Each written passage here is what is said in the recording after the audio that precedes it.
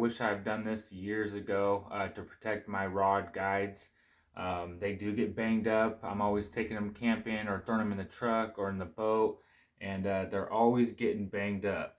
So to make your own rod socks here for super cheap and they're really good quality, you're going to need a soldering iron, you're going to need a lighter, or if you have a heat shrinking gun, then you need that.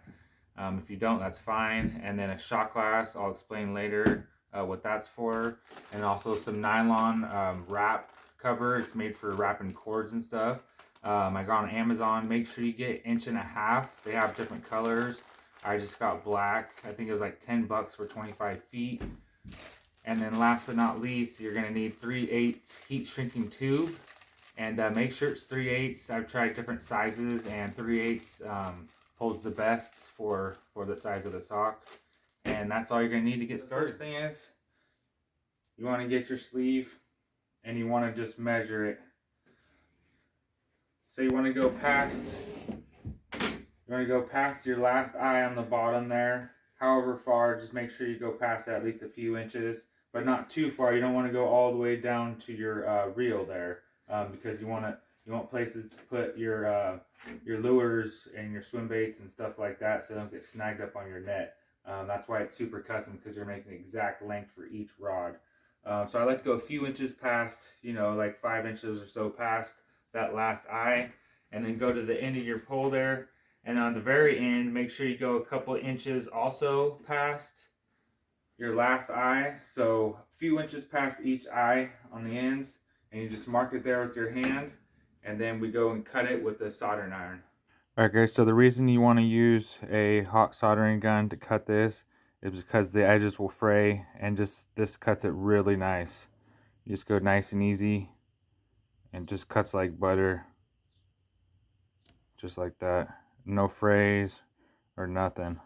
Piece cut to exact length, and you got your end here, and so you just kind of want to work it open a little bit, just gently, and just twist it back, kind of like peeling it back like a banana, and then go down probably about that much, so you have about that much of a lap in there. And then this is where the shot glass comes in. So you get your shot glass and you stick it in there with your lap like that, and you just shove it in there. Keep shoving really hard. And just push it in there, shot glass. And you got to put a lot of force on this so it kind of stretches. And this is where you're going to need the heat shrinking gun or a lighter. And I don't have a heat shrinking gun, so I use a lighter. And trust me guys, you don't have to use this on expensive rods at all. My rods aren't very expensive, but I wish I would have used them all the time, because these socks, they protect your guides. And there's little ceramic things inside your guides, and they can crack, and they can get broken, and you won't even know it, and you could have a fish on and then snap your line because of it. So they're really important. So you just keep shoving it on there real good. It stretches. This stuff really stretches out, because you want to make it as big as your last eye there. This one's really small. On your bait casters, your eye is really small, and on your spinning reel, the last eye is really big. Get your lighter and just work it around. This will catch on fire, so just kind of move the heat around, and you want to go all along the shot glass. It's kind of forming it right now, and it'll light up a little bit, and then push on it. You can get a glove or something to push on it, because it will be hot. I'm just used to hot stuff, so just keep going around. Just go all around. Get it nice and hot. If you're using a lighter, you want it nice. Pull that, and as it gets hotter, you can keep pushing it up. That's what I wasn't doing. See, it's getting higher now on the shot glass.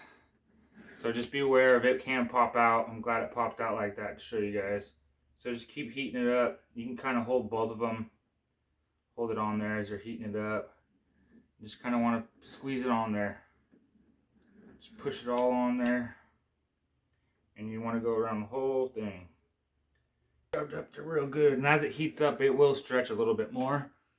And don't take that sock off. The cup off the sock until it's cool, because you want to keep that form. Okay, the shot glass is nice and cool now. And let's see if it's got its stayed form. Yep. So that's exactly it right there, guys. Just like that. It stayed its form, and it's perfect, just like the ones that you buy. So that's that end. And then with the other end, you get your little piece of 3/8 heat shrink tube, and you just want to fold this a few times to get it in that tube.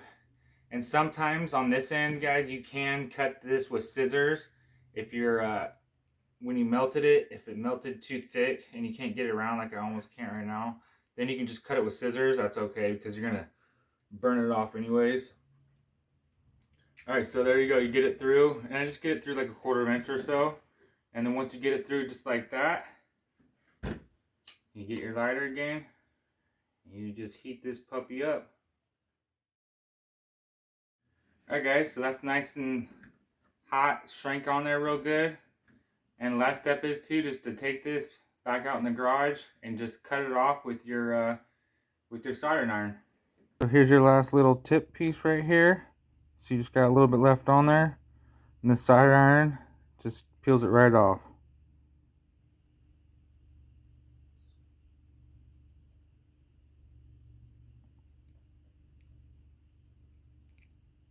Just like that.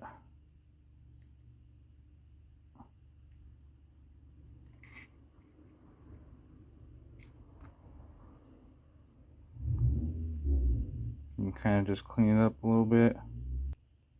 There it is, guys. Alright guys, so there it is.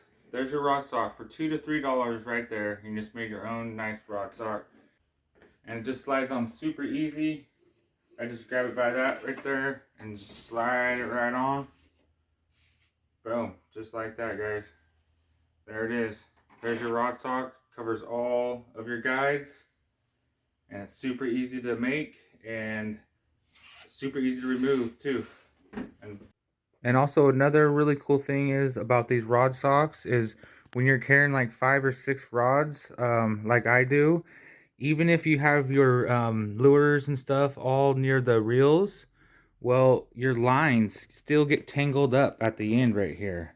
They all get mixed up, and I know you guys have had that problem. You're trying to untangle and stuff. Well, I mean, check this out. It's totally not tangled at all, no matter what.